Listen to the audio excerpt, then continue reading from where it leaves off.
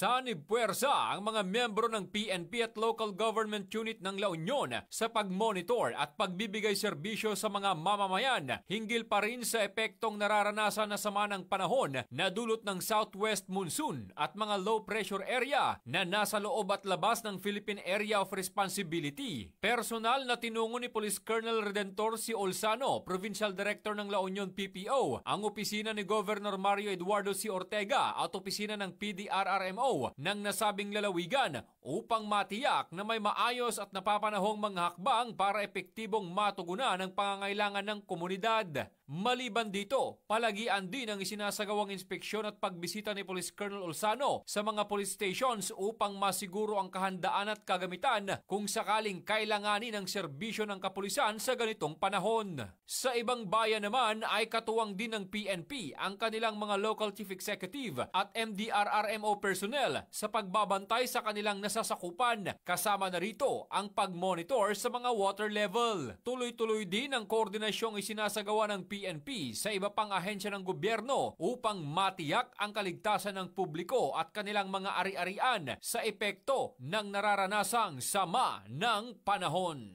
Mula dito sa Ilocos Region, ito ang inyong PNN correspondent, Police Corporal J.R. Del Mendo, alagad ng batas, taga-taguyod ng Balitang Pulis.